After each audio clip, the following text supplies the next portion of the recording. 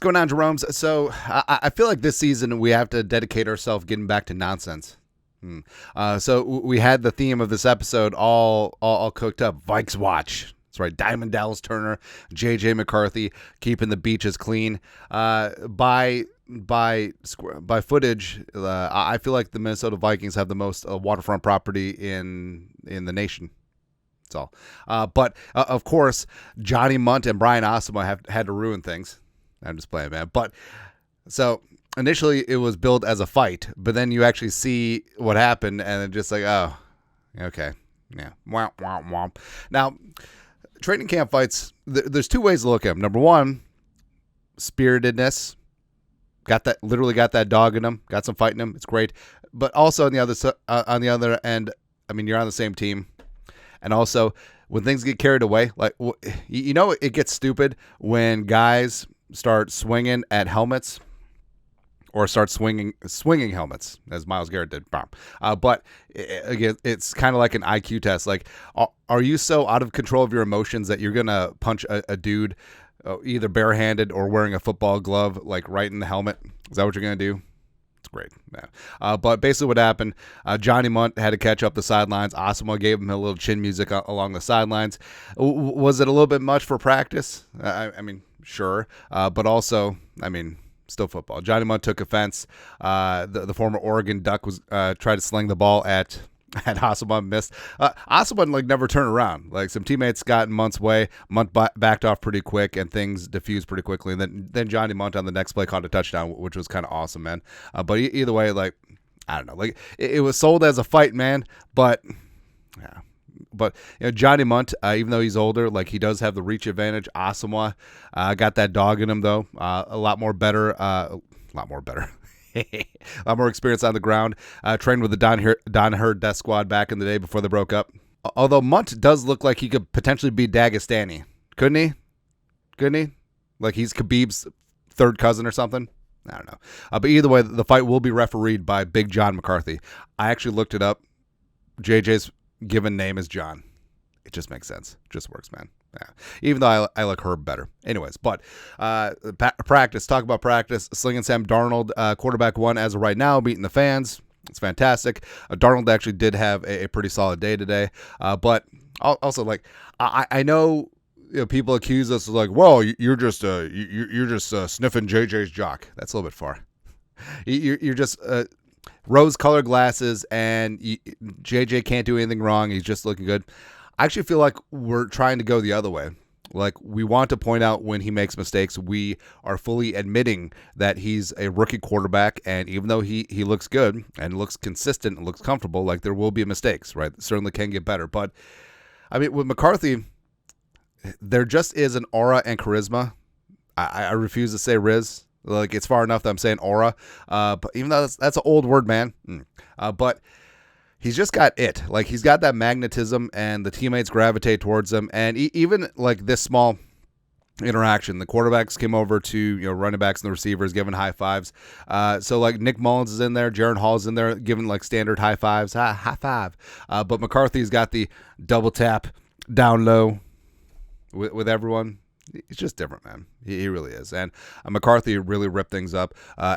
He finished practice with a freaking laser beam on a smash concept out to Lucky Jackson. He's been doing really good with the Jackson receivers.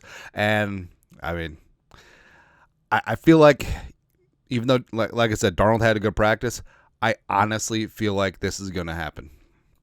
I honestly do.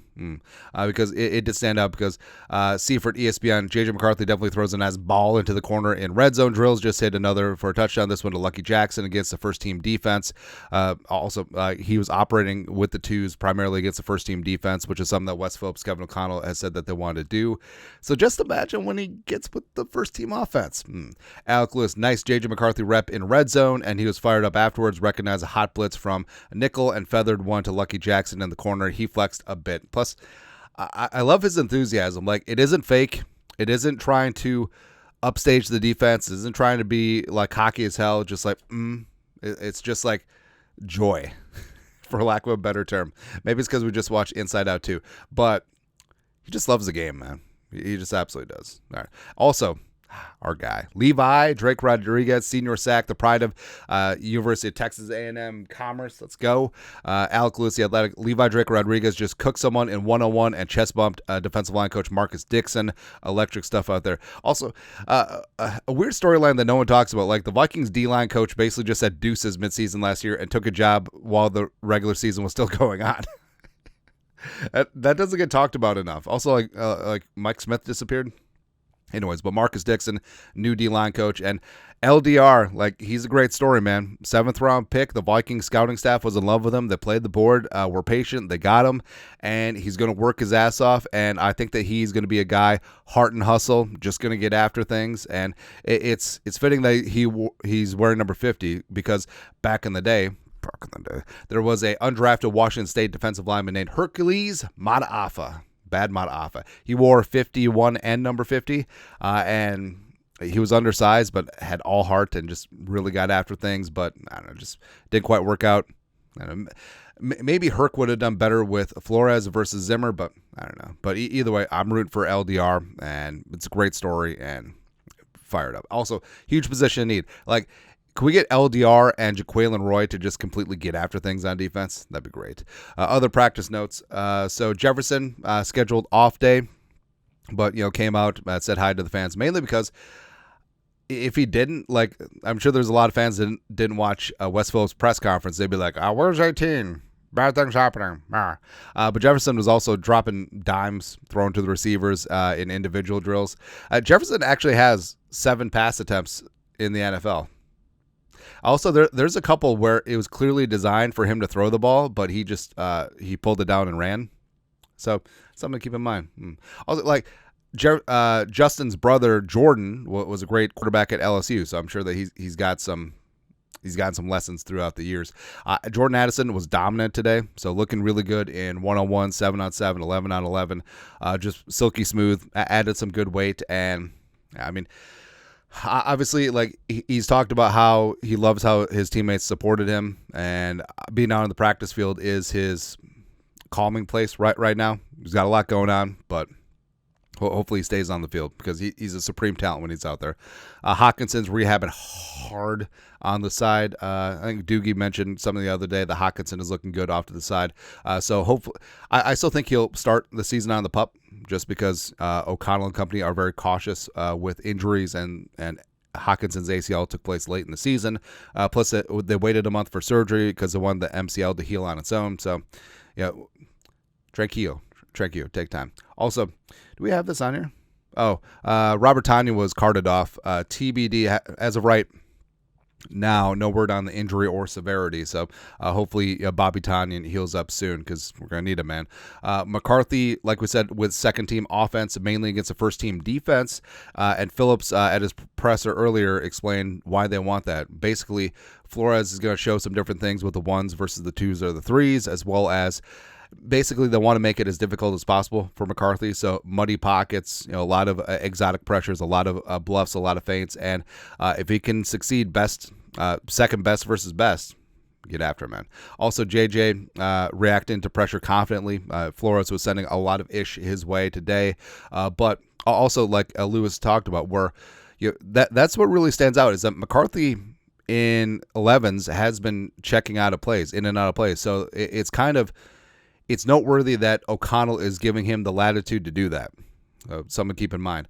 Tristan Jackson's JJ's favorite today. Also could put Lucky Jackson in there as well. Also, I thought Darnold looked a lot better today, so he didn't have the customary interception, but also didn't have the deep shot, but I think was a lot more calm, cool, and collected today. Aaron Jones. So entire training camp, he's looked young, he's looked spry, and also he's got a little bit of wiggle, got a little bit of burst, and it's interesting because, I mean, he's older than Dalvin. He turns 30 in December, but has a lot less mileage, even though it does have those medical issues as well. But hopefully, part-time role, Aaron Jones, Ty Chandler, a little bit of King Kene in there as RB3. Go ahead.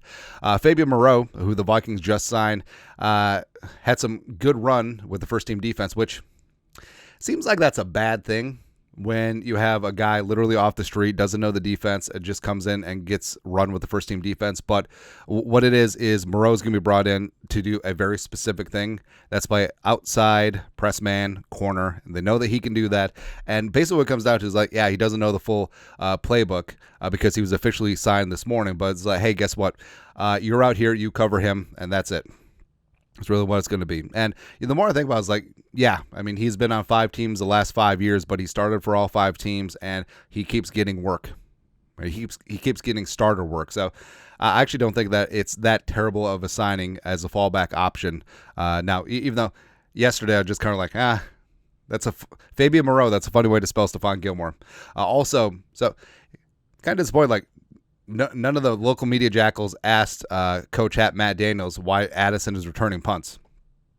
Anyways, but today it was Addison, Brandon Powell, 83 Jalen Speedy Naylor, as well as 89 there Thomas returning punts. So, hey, bullying works. Pissing and moaning and complaining works. So now Thayer Thomas has returned some punts. So it's good to see. But that's it. That's it. I mean, the fight wasn't even a fight. More of a pillow fight. Ridiculous, man. But let us know your thoughts. Practice number 8. Vikings off tomorrow. Back at it on Friday. You guys are the best. You know what to do. Skol. Production value.